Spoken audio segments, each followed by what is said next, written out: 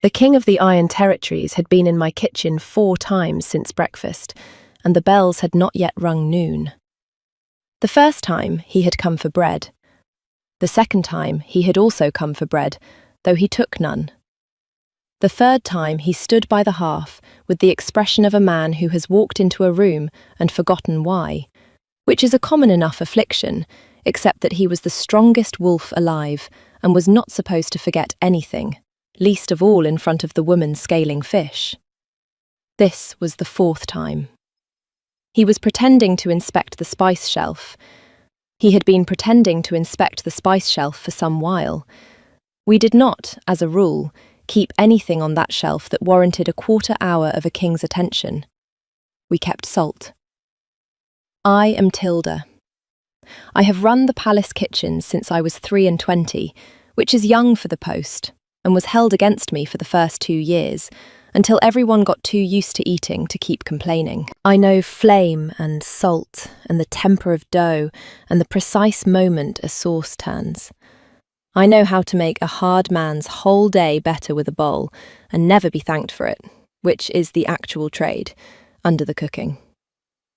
What I did not know, that autumn, was why the King of the Iron Territories kept turning up in my kitchen like a tide nobody had charted. He took the heel of the loaf on his way out, the burnt end, the piece I set aside for the dogs and the beggars at the postern, the piece no one with a choice ever chooses. He took it the way a man pockets a thing he does not want seen, and he left without a word, and his wolf, I would swear to this in any court, looked back at me from the door, though the man did not. By the end of that week, he had a stool. I had not given it to him. No one had. There was a 3-legged stool by the hearth that I used to reach the high hooks, and one afternoon I turned around, and the most powerful man in the territories was folded onto it like a heron onto a fence post, knees somewhere near his ears, watching me render fat with the grave attention other men give to war. The stool was too small for him by half. He returned to it the next day, and the next. The scullery girls stopped shrieking when he came in and started simply working around him, the way you work around a large dog that has decided your half is its half and cannot be reasoned out of it. His beater found him there on the 5th day. Osric was a tidy, worried man who carried the king's schedule in his head and visibly suffered every time the king deviated from it, which was now, by my count, thrice daily. He stood in my doorway and looked at his king sitting on a stool built for a child of 9, and I watched him decide not to mention it. My lord, the border envoys. They can wait. They have waited since the morning, my lord. You said the morning. Then a little longer will not undo them. The king did not look up from the fat. Tilda, what is that you are putting in? Rosemary, my lord. He said it as though I had told him something that explained a great deal. When he had gone, taking, on his way, the burnt heel of the new loaf, Osric lingered. He had the look of a man who needs to say a thing aloud to find out if it is mad. He has not eaten a meal anywhere but this room in 11 days, he said. He says it is the stress of the season, the treaties, the envoys. He paused. I have served him 9 years. He has never once cared what was in the food. He asked you what was in the food. It was rosemary, I said. Yes, said Osric, with the despair of a man who suspects rosemary is not the point, and went to placate the envoys. I will tell you what I thought it was, because it is important that you know I am not always right, and that I knew the truth last of anyone, which is its own small comedy. I thought he was lonely. It is not a stupid thing to think about a king. They are surrounded at all hours and known by no one. I thought the kitchen was the one room in his fortress where nobody wanted anything from him, where the fire did not care that he was an alpha, and the bread rose or did not rise, regardless of his rank, and that he had wandered into the only warmth in the place, that asked nothing of him, and stayed because no one had ever let him before. I thought I was being kind, leaving him his stool. I was wrong, but I was wrong tenderly, and I have decided that counts for something. He came at night, once. That was new. The kitchen at night is a different country. The great fires bank down to red, the copper goes dark, and the room that roars all day holds its breath. I was there because I do not sleep well, and the dough does not mind the hour. I had flour to the elbow when I heard the door, and I did not need to turn to know the particular quality of quiet that had walked in with him. He did not go to the stool. He stood at the long table across from me, on the other side of the dough, and for a while he watched my hands work and said nothing, and I let him, because some silences are a kind of conversation, and I have learned not to interrupt them. "They tell me," he said at last, "that I am behaving strangely." "Do they?"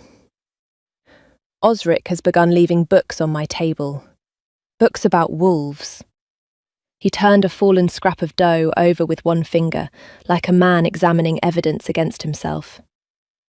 He thinks I have not noticed the books. I kept folding the dough. And what do the books say? Nothing I will repeat in a kitchen at midnight to a woman holding that much flour. Something moved at the corner of his mouth, that on a lesser man I would have called the beginning of a smile, and that on him looked like the first crack in a long winter. They say a great many certain things about a matter no one has ever been certain of. I do not trust certainty. It is usually selling something. I should have left it there. I am not, it turns out, a woman who leaves things there. My grandmother believed in the bond, I said. The true one. The one the wolf knows before the man. I shaped the loaf without looking up, because it is easier to say bold things to bread than to a king. She said it does not care for rank. She said it has ruined more careful arrangements than war. She also believed you could cure a fever with a potato tied to your foot, so I have always taken her broadly. He went very still across the table, stiller than a man should be able to. The banked fire ticked. "And do you believe it?" he said. "The bond?" "I believe I have a loaf to put in before the fire dies, and that you are between me and the oven." He moved. Of course he moved. The strongest wolf alive stepped out of my way in his own kitchen, and I slid the loaf onto the stone, and when I straightened, he was looking at me the way you look at a door you did not know was in a wall you have walked past your whole life. "Good night, Tilda," he said. He took the heel on his way out. There was no heel to take. It was a fresh loaf, uncut. He took it anyway, tore it from the warm end with his hand, and carried it into the dark, like a thief. And I stood in my own kitchen, with flour to the elbow, and the unwelcome beginning of a suspicion that my grandmother had been right about more than potatoes. Lady Vessner arrived with the first snow, and a retinue, and a contract. I learned the shape of it the way the kitchen learns everything, which is from the bottom up, and before the people it concerns. A marriage was being arranged. A southern alliance, iron and grain, sealed the old way. Lady Vessner was the price and the prize of it. A woman built the way a blade is built, all line and edge and no waste. And she had come to be Luna of the Iron Territories, and she did not intend to wait long for the title. She came down to my kitchen on her second day. They always do, the ones who mean to run a household. You can tell everything about how a great lady will rule by how she speaks to the cook. And Lady Vessner told me everything in under a minute. The betrothal feast will be the largest this hall has seen. She drew one gloved finger along my clean table and inspected it for a dust that was not there. I will be bringing my own kitchen, my own people. The household is to be reorganized for the new era. She looked at me then, fully, for the first time, and I understood that she had already heard about the king and the stool and the rosemary, that she had heard about it before she heard anything else, and had come to the heart of the trouble to look at it. There will not, I think, be a place for the old arrangements, or the old staff. You understand. I understood. I have been understood at by experts my whole life. It rolls off. As my lady wishes, I said, because there are fights you do not win standing in an apron, and I am not a fool. I did not expect to win that one. I did not expect the king to win it for me, in the worst possible way, 2 days later, in front of his entire court. It happened at the high table, at the announcement of the household reforms, with the court assembled.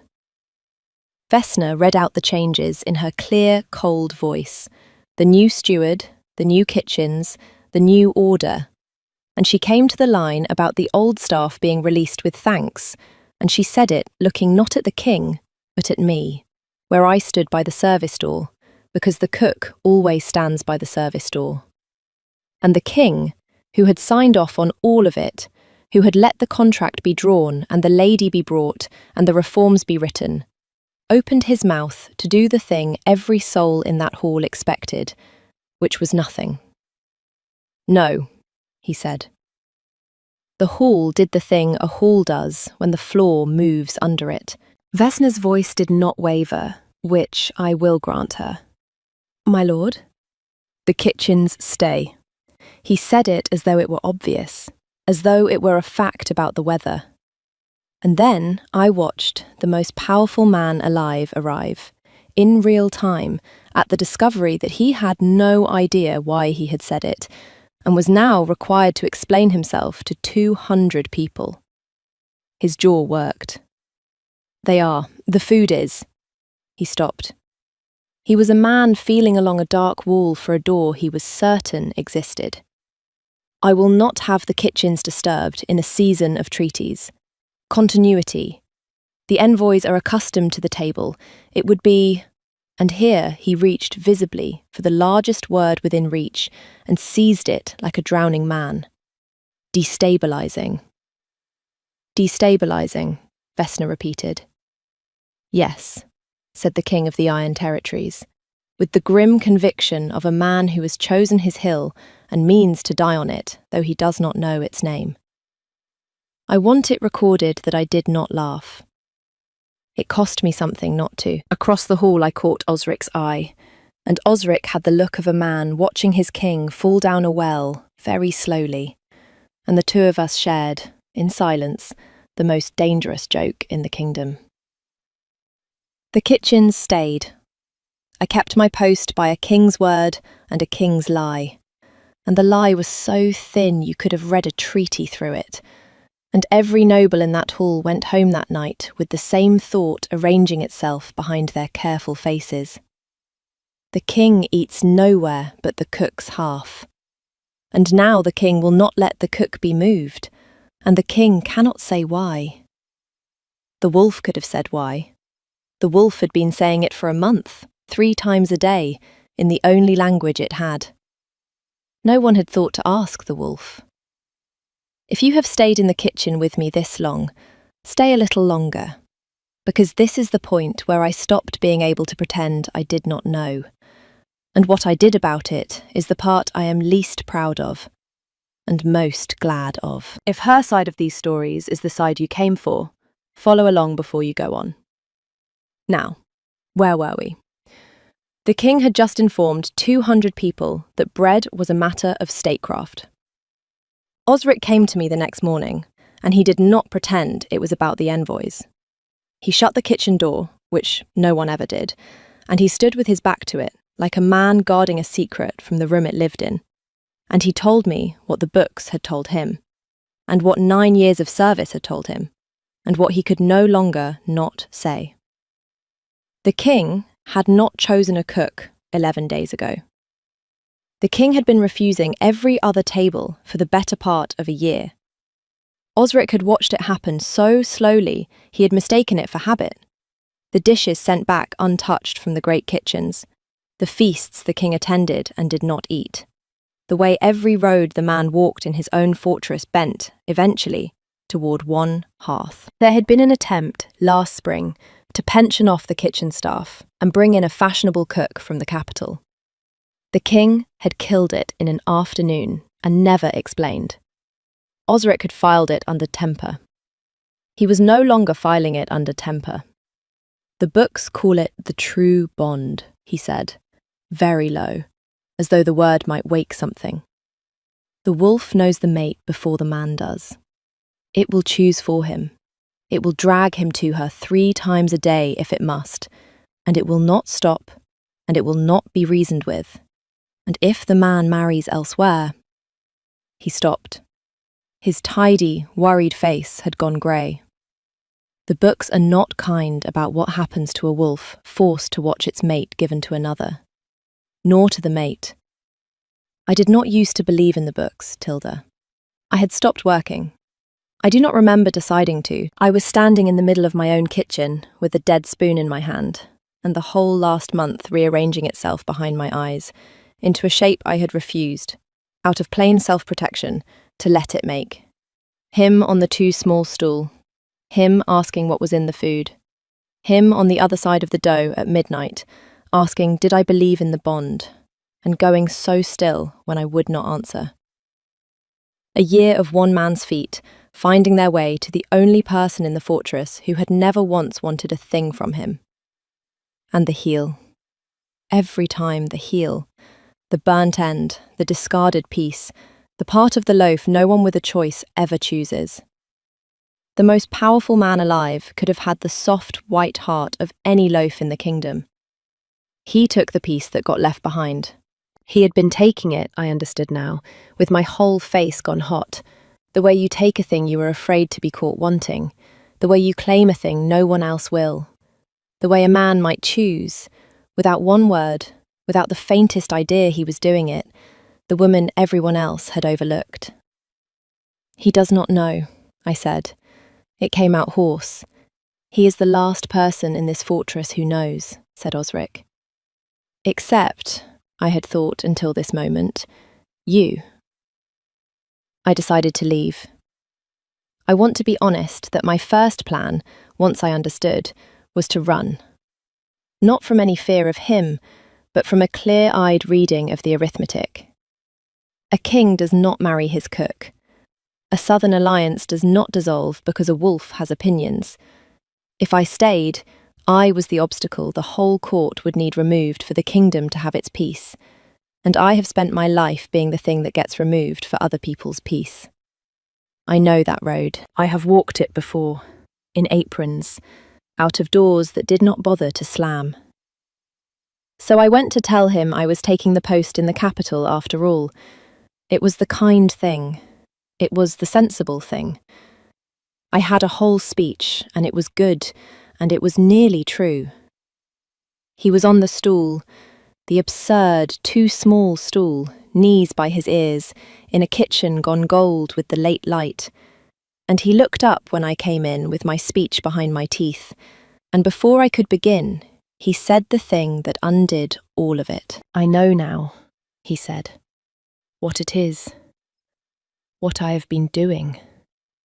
He turned the burnt heel of that morning's loaf over in his huge hand, and looked at it as though it had been telling on him all along, which it had. I went and read Osric's wretched books. All of them. In one night. A breath. I owe you an apology, and I find I do not know its size. My wolf chose you a year ago and did not consult me, and I have spent that year dragging the both of us to your hearth like a fool chasing a smell, and you said nothing, and you let me have the stool, and you let me have... He lifted the heel an inch, helplessly. This. You let me have this, and you owe me nothing. I want that understood before I say anything else. You owe me nothing. The wolf is mine to answer for, not yours. My good, sensible speech died quietly behind my teeth, and I did not mourn it. There is a contract, I said instead. There is. And a lady who will be Luna. There is a lady, he said, who will not be Luna. He set the heel down on the table with great care, the way you set down a thing you have finally decided to stop pretending about. He stood off the ridiculous stool, and he crossed the kitchen, and he stopped, one pace away, near enough that I had to choose whether to look up, far enough that the choosing was mine. And he held out his hand, palm up, the strongest wolf alive, asking, in a kitchen, with flour on the table between us. I am asking badly, he said. I have no practice. Stay. Not as a post, not as a convenience for the envoys. Stay because I have walked the whole of my own house, and it only feels like a house in the one room you are in, and I would like to stop pretending that is about the bread. I looked at his open hand. I wanted to take it the way you want to sit down after a very long day. Not yet, I said. There is a feast to get through first, and I have a suspicion the lady will not go quietly. I was right about that. I am, it turns out, right about most things, except the ones that matter most, which I get to last. The betrothal feast was, as promised, the largest the hall had seen. I cooked it. There is a particular cruelty in being made to cook the feast that celebrates your own removal. And I did it anyway, and I did it perfectly. Because the food has never once been to blame for what people do over it, and I do not punish a goose for the sins of a court. I did not cook the small dish that came to the king's place between the fish and the meat. I had never seen it before. It came up from no station of mine, on no plate of mine, carried by no hand I knew. A delicate southern thing, pale and pretty, set before him with a flourish by one of Lady Vessner's own people. A gift, they said. From the lady to her intended, prepared the southern way. I noticed it the way I notice everything in a kitchen, which is too late to matter and too early to forgive myself for. The smell was wrong. There is a southern root, I knew it from a travelling cook years before, that smells of almonds and honey and does a very bad thing to the heart in any quantity worth tasting. I opened my mouth from the service door to say a word I had no standing to say. The king ate it before I could. It is very fast, that root. He was on his feet between one breath and the next, one hand on the table. And then the table was not enough, and the strongest wolf alive went down in front of his entire court at his own betrothal feast, grey and gasping, and the hall erupted, and Lady Vessner's clear voice cut through all of it, already aimed, already loaded, pointing at the only person in the room whose whole trade was putting things in food. The cook! The cook has poisoned the king! They had me by the arms before I had crossed half the floor. Of course they did. It is the obvious story, and obvious stories move faster than true ones. A discarded cook, a dismissed woman with a grudge and a hearth full of knives. I could see the court believing it, even as their king choked, because it was easier than the truth, and people will always reach for the easy thing. It is the whole reason I had a king on a stool in the first place. I did the arithmetic. I had perhaps a minute before the root reached his heart, and rather less before the guards decided their grief needed somewhere to go. I have never been strong. I have spent my life being moved about by people larger than me. But I know exactly where a body is weakest, because I joint meat every day of my life. And I used an elbow and a heel and a great deal of unladylike intent. And I got one arm free, and I did the only thing that mattered, which was to start shouting what was in him. Bitterroot. Southern bitterroot. It is in the dish. Smell it. It is almonds. It is not mine. I keep no southern root in my kitchen. Send to her stores. A guard's hand closed on my throat, and I kept talking through it, because I am very stubborn, and the king was turning a colour men do not come back from. Charcoal and egg, and salt water, now, and bind his legs above the knee. He has minutes. You are wasting them holding a cook. Let her go. It was not a shout. It never is with him. It came from the floor, from a man who by every law of the body should not have been able to speak. And it went through the hall and stopped every hand in it. He had gotten up. I do not know how. The wolf had him by then, I think. Not a shift, nothing so clean, just the animal underneath, holding the man upright by main force, because the man it had chosen was being held by the throat, and the wolf had a great deal to say about that. He stood swaying, grey as ash, and he did not reach for his court, and he did not reach for the lady in her wedding silver.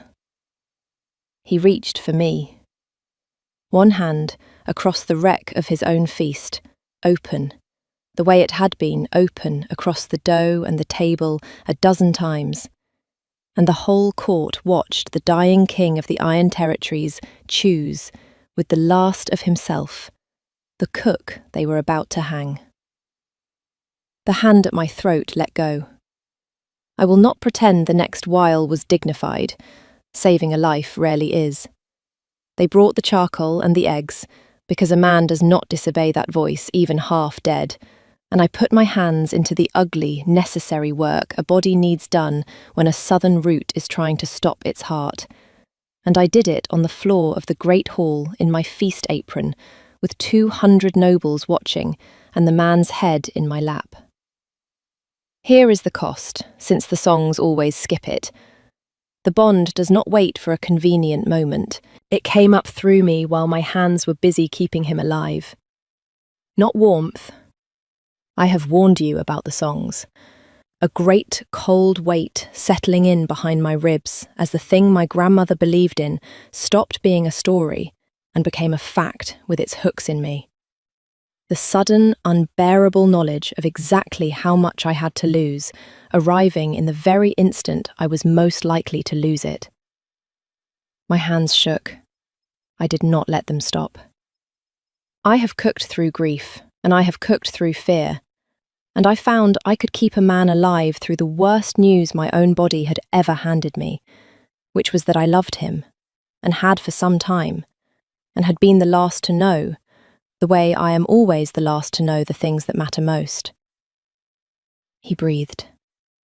It caught and tore, and then it came, ragged and furious and alive, and the grey went out of him by degrees, and somewhere in there his hand found my wrist and held it. Not to be saved. He was past the worst by then. Just to hold it. Just because it was mine.